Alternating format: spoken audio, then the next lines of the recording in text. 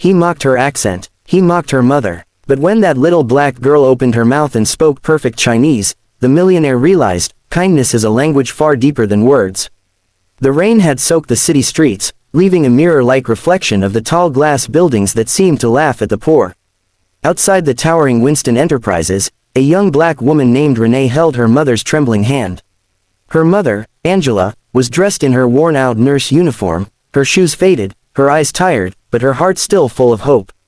They weren't here for a job, they were here for a cleaning position that Angela had applied for. Inside, the marble lobby shined like heaven, too clean, too polished for people like them. When they reached the reception desk, the young woman behind the counter didn't even look up. "Name?" she asked coldly. "Angela Brooks," her mother whispered. "We're here for the custodial interview." The receptionist's fake smile was sharp. "You can wait there," she said, pointing toward a corner far from the shiny couches. Renee helped her mother sit down, trying to ignore the stares of employees walking by, men in suits, women in heels, all judging silently. That's when the elevator doors opened and out stepped Michael Winston, the CEO. His aura was pure power. His watch alone could pay for a house. As he walked past, he caught sight of them, and paused. "You're not on my schedule," he said sharply. "Sir," Angela stood quickly, nervous. I'm here for the cleaning job." Michael smirked, his eyes landing on Renee. "And you her daughter." Renee nodded. "She's not feeling well today, so I came to help." He laughed. "Well, if your mother's too weak to even interview, maybe you should take her place." The nearby staff chuckled under their breath. The humiliation burned through Renee's chest, but she stayed quiet. Angela lowered her eyes. Michael turned, ready to leave, but then paused again when he overheard one of his Chinese investors approaching on a video call. "Michael, translation problem again," the man said from the screen. Michael sighed. "Yeah, my translator didn't show." Then he looked back at Renee. "Tell you what," he said mockingly.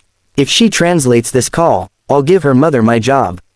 "Deal." The room erupted in laughter. It was supposed to be a cruel joke, until Renee stepped forward. Renee's voice didn't shake. It was calm, clear, and graceful. "Ni hao, wo shi lei ni," she said softly, greeting the investor in fluent Mandarin. The laughter died instantly. Michael froze. The investor blinked, then broke into a smile. "Oh, ta wei shuo zongwen, she speaks Chinese." The next few minutes felt like a dream. Renee translated every word perfectly, tone, emotion, even cultural nuance. She didn't just translate, she communicated. The investor, impressed, laughed warmly and clapped. "You've got a gem there, Winston," he said. "She's more accurate than your professional translator." Michael's face flushed with disbelief. The staff who had laughed were now staring at Renee like she was magic. When the call ended, the investor insisted, "Keep her close. People like her bring real value." Michael finally spoke, his arrogance cracked. "Where did you learn Mandarin?" Renee smiled humbly. "My mother used to clean a small Chinese community center. I spent years there after school. They treated me like family." Michael was speechless. He looked at Angela, her eyes shimmering with pride, and then back at Renee. "You're telling me you learned fluent Chinese just by being around them?" "And listening," Renee said. "People teach you things when you listen, not just to their words, but their hearts." Her answer hit him somewhere deep. For the first time, Michael Winston, the man who thought money defined worth, had no words. He just stared at this young woman whose grace carried the quiet strength of 1,000 storms.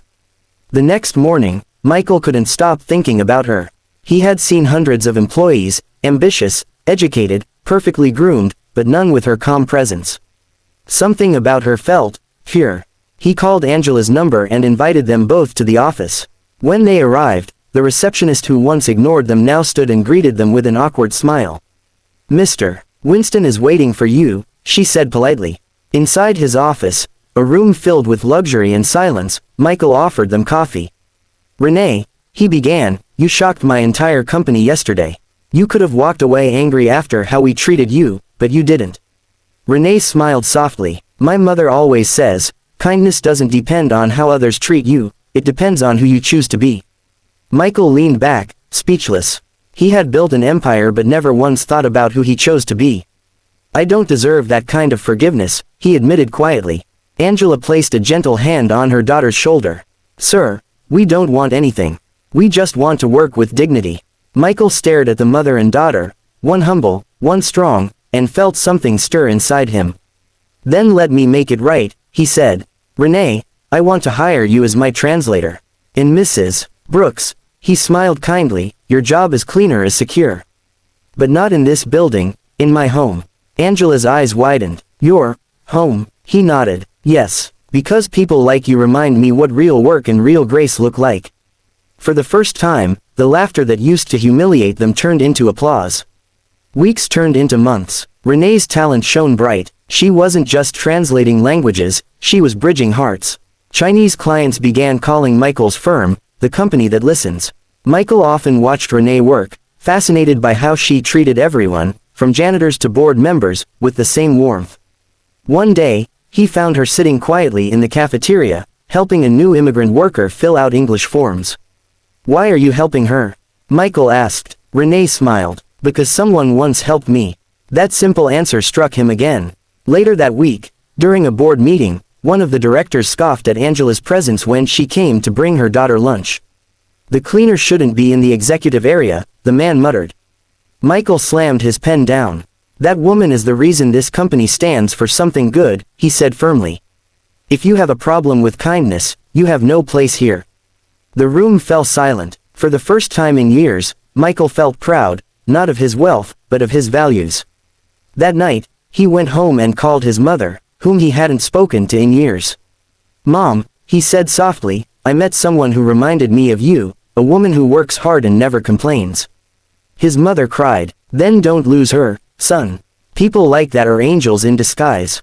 One morning, Michael announced a new community initiative, scholarships for underprivileged youth. Renee helped him design it, every detail reflecting her and her mother's story.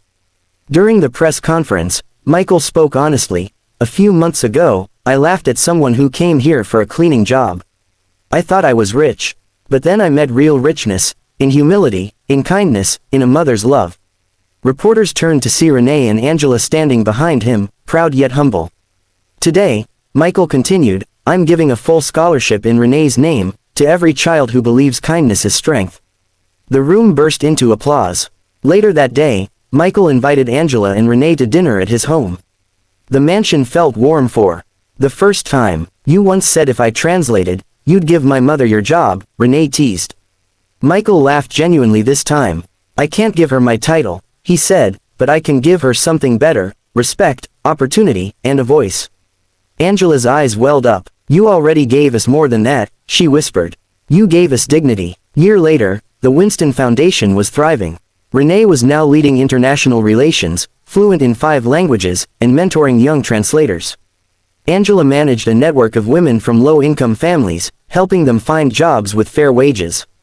During the company's annual gala, Michael stood on stage and looked across the glittering hall, and saw them sitting in the front row. There's a story, he began, about a man who thought money made him powerful. Then he met a young woman who showed him that the truest power lies in compassion. He pointed at Renee. She didn't just translate words. She translated hearts. The audience rose to their feet. Renee walked up, hugged him, and whispered, thank you, for seeing us. Michael smiled. No, he said, thank you for teaching me how to see. Sometimes the greatest lessons don't come from boardrooms or books, they come from the hearts we underestimate. Share this story if you believe kindness speaks every language. Be someone's reason to believe again. Because one act of respect can translate into a lifetime of change.